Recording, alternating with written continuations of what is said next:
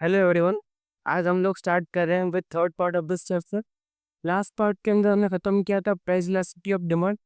इस पार्ट के अंदर हम लोग खत्म करेंगे income elasticity of demand cross price elasticity. दोनों बहुत इजी टॉपिक है। पहले तो मीनिंग समझते हैं कि इनकम इलास्टिसिटी ऑफ डिमांड का मतलब क्या होता है। इसका मतलब ये होता है कि कोई भी कमोडिटी की अगर डिमांड चेंज हो रही है due to change in income, तो कितनी डिमांड चेंज हो रही है ड्यू टू कितना इनकम में चेंज आने की वजह से, उसको हम लोग बोलते हैं इनकम वेलोसिटी ऑफ डिमांड। उसका आइडेंटिफाई करने के लिए नंबर फॉर्म में देखने के लिए, जैसे हमने प्राइस इलास्टिसिटी में देखा था, जहाँ पे हमने पढ़ा कि भाई परफेक्ट इलास्टिक क्या होता है, perfectly inelastic demand, perfectly inelastic demand क्या होती है, रिलेटिवली इलास्टिक डिमांड क्या होती है। जहाँ पे हम नंबर्स दे रहे हैं कि अगर फॉर एग्जाम्पल 20% अगर प्राइस इंक्रीज जा रहा है तो कितने परसेंट डिमांड नीचे गिर रहा है।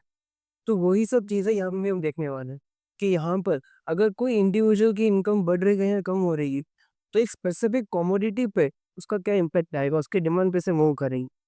ठीक है। तो इसके अंदर 3 डिग्रीज है। अब डिग्रीज डिस्कस करने से पहले फॉर्मूला देखिए आप। इसका formula elasticity of income, Y का मतलब इनकम होगा, और जैसे प्राइस का था वैसे इसका ही formula percentage change in demand upon percentage change in income. पहले वाले फॉर्मूला में क्या था, प्राइस, और यहाँ पे ये इलास्टिसिटी ऑफ इनकम है, इसलिए नीचे इनकम। आई होप ये फॉर्मूला क्लियर हो। और सबसे पहले first, positive income elastic demand. Positive income elastic demand का मतलब क्या हुआ, यहाँ पर जैसे जैसे इनकम बढ़ेगी वैसे डिमांड भी बढ़ेगी, और अगर इनकम कम हुई तो इंडिविजुअल की डिमांड भी कम होती जाएगी। अब इसके अंदर ही और 3 parts. First part, unit income elastic demand. इसका मतलब ये होगा कि अगर मेरी इनकम 20% से बढ़ रही है तो मेरी डिमांड भी 20% बढ़ेगी। सेम डायरेक्शन में हमारा मूवमेंट हो। अगर मेरी इनकम डिक्रीज हो रही है तो डिमांड भी डिक्रीज हो। सिंपल एग्जांपल लेते हैं, जैसे मैं 1-2 महीने के अंदर मैं कपड़े की शॉपिंग करता हूँ। अब अगर मेरी इनकम बढ़ी ना तो मैं और ज़्यादा फ्रीक्वेंटली परचेस करूंगा मैं कपड़ा, बिकॉज मैं कपड़े का शौकीन। तो इसको बोलेंगे यूनिट इनकम ला सकती है। जितनी मेरी इनकम बढ़ रही है उतना मैं अपना एक्सपेंडिचर भी इंक्रीज कर रहा हूँ टूवर्ड्स क्लोथ्स। तो ये होगा unit income elastic demand. Second type, elasticity of demand greater than unit. इसका मतलब अगर मेरा फॉर एग्जांपल अगर मेरी इनकम 20% से इंक्रीज हुई है तो मेरी डिमांड जो होगी वो 30 या तो फिर मान 50% इंक्रीज होगी कोई स्पेसिफिक कमोडिटी के लिए। सिंपल एग्जांपल, ये वाला जो चीज़ कोई जो सेगमेंट है ना, ये सेगमेंट लग्जरियस गुड्स में देखने को मिलता है। ऐसे अभी मैं वीवो का एक बजटेड फ़ोन यूज़ कर फॉर एग्जाम्पल, अब मेरी इनकम 5,000 से बढ़ गई, तो अब मेरे को लग रहा है कि भाई मैं थोड़ा-सा अब हायरार्की में ऊपर आ गई इनकम लेवल के अंदर। अब मैं मिडिल क्लास नहीं रहा, मैं थोड़ा-सा रिच हो चुका हूँ। तो मेरा स्टेटस सिंबल बताने के लिए मैं क्या प्रेफ़र करूँगा? आईफ़ोन। तो अब 20,000 का फ़ोन हो और कहा 1.5 लाख का फ़ोन, डिफरेंस क्रिएट हुआ। तो अब इनकम मेरी 20% ही बढ़ी, बट मेरा खर्चा 50-60% बढ़ गई। तो इसको बोलते हैं elasticity demand greater than unit. इसका इधर उल्टा, elasticity of demand less than unit. इसका मतलब जहाँ पर आपकी इनकम बढ़ रही है, आपके इनकम परसेंटेज ज़्यादा है, बट डिमांड का परसेंटेज कम, ये कहाँ पे देखने को मिलेगा? तो बेसिक नेसेसिटी के अंदर। सिंपल एग्जांपल देता हूँ, जैसे डेली मेरा मिल्क का कंजम्पशन 1 लीटर है, ठीक है? अमूल गोल्ड। अब मेरी इनकम बढ़ेगी, तो ऐसा तो नहीं करूँगा कि फिर मैं 2 लीटर कंज़्यूम करूँगा, 3 लीटर, ज़रूरत नहीं है, 1 लीटर इज़ सफिशिएंट। बट मैं इम्प्रूवमेंट कहाँ लेके आऊँगा? क्वालिटी के अंदर। ऐसे अभी नई-नई ब्रांड आ रही, जैसे ए2 मिल्क करके अब नई ब्रांड आ रही, तो आई प्रेफर कि अब मैं उसका मिल्क कंज़्यूम करूँ जिसका हायर क्वालिटी है, ऐसा एडवर्टाइज़ कर रहा है वैसा। अब मेरा खर्चा जो होगा वो बढ़-बढ़ के मिल्क सैशे के ऊपर या फिर तो 1 लीटर मिल्क के ऊपर 10 से 15 रुपए बढ़ेगा, ज़्यादा नहीं बढ़ेगा। तो अगर मेरी इनकम 3-4 हज़ार रुपए बढ़ रही है और मेरा खर्चा 100-200 रुपए बढ़ रहा है, तो इसका मतलब क्या हुआ? Elasticity of demand is less than unit, 1 से कम। आई होप पॉजिटिव इनकम वाला पूरा पार्ट क्लियर होगा। Next is negative income elasticity. इसका मतलब जहाँ पे आपकी इनकम बढ़ेगी तो डिमांड कम हो जाएगी, और इनकम अगर कम हो गई तो डिमांड बढ़ जाएगी। ये स्पेसिफिकली हमको देखने को मिलता है in inferior goods. I hope inferior goods आपको याद होंगे। डिपेंड गुड्स भी हमने पढ़ा था इसके रिलेटेड। इसका सिंपल एग्जांपल लेता हूँ, जैसे वही एग्जांपल कंटिन्यू करता हूँ। जैसे बाजरा और व्हीट का एग्जांपल दिया था कोई लोअर सेगमेंट में होगा जिसकी इनकम बहुत कम है, तो ही विल प्रिफर बाजरा होंगी। बट अब उसकी अगर इनकम बढ़ी है थोड़े से भी अमाउंट से, तो क्या करेगा, बाजरा का कंजप्शन कम कर देगा और वीक का कंजम्पशन बढ़ा देगा। तो एज इनकम इंक्रीज, बाजरा का कंजम्पशन कम होगी, income increases demand decreases.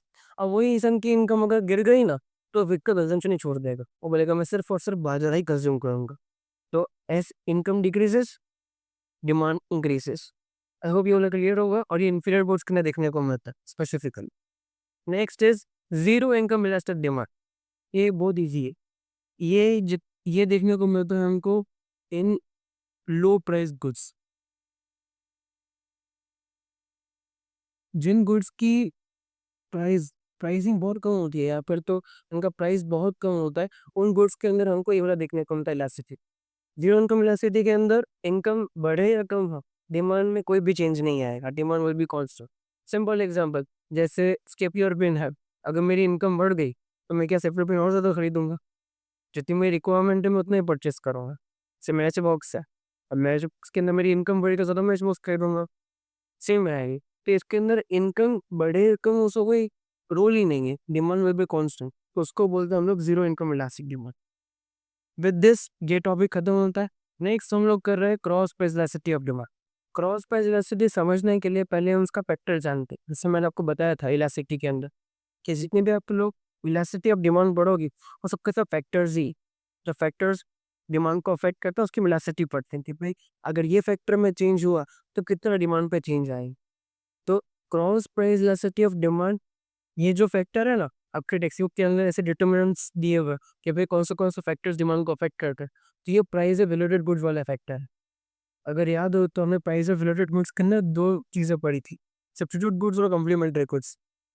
Substitute goods क्या थे, ये थे ऑल्टरनेटिव्स, अगर एक नहीं है तो दूसरा होने तो जाएगा, जैसे पेप्सी एंड कोका कोला। अब ये जरा आपको बड़े रेसिटी समझाता हूँ।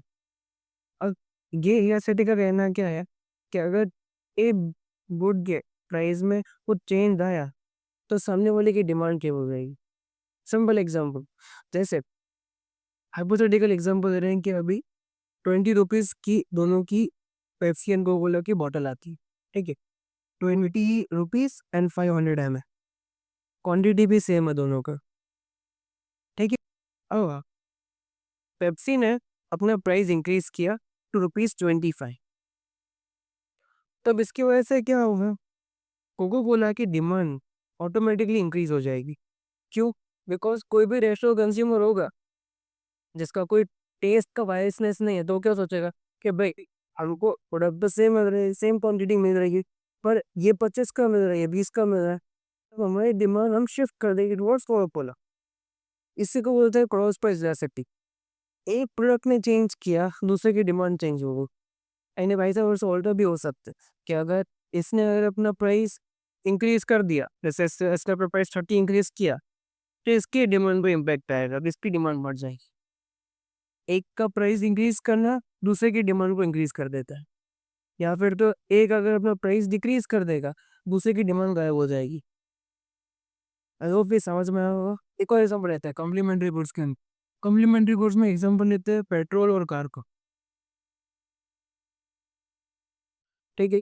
अगर कार के प्राइसेस बढ़ गए मार्केट के अंदर, तो उससे क्या होगा, कार की तो डिमांड जाएगी ही जाएगी, पेट्रोल कार की, बट पेट्रोल की जो डिमांड है वो भी अफेक्ट होगी। पेट्रोल ने मिशन कोई रोल ही नहीं किया, बट खाली कार पेट्रोल कार का जब प्राइस इंक्रीज हुआ, तो पेट्रोल इटसेल्फ का डिमांड घट गया। तो एक के प्राइस इंक्रीज करने की वजह से दूसरे के अंदर डिमांड में इफेक्ट आ रहा है, इसको तो क्रॉस प्राइस ला सकती, क्रॉस होगी, उल्टा इफेक्ट हो गया, इसने कुछ काम किया, इसके लेने के देने हो गए। आई होप ये समझ में आया होगा। इसका फॉर्मूला है elasticity of product action work, ये आपके बुक में नहीं दिया हो तो आप इग्नोर कर सकते हो, ये extra information. Percentage change in quantity और demand of X and percentage change in price of good, ये इसका फॉर्मूला है। आपकी बुक के अंदर स्पेसिफिकली एक ही मेथड से बताया गया है हर एक केस, वो प्रोपोर्शनल मेथड या परसेंटेज मेथड। इसके अलावा भी और दो मेथड्स है, एक्सपेंडिचर मेथड और ज्योमेट्रिक मेथड, वो आपकी बुक में नहीं दिया गया, बट ये एमसीक्यू की तरह पूछता है। एंड विद दिस हमारा चैप्टर खत्म होता है। अगर आपको चैप्टर में कुछ भी डाउट हो तो कमेंट सेक्शन में पूछ सकते हैं।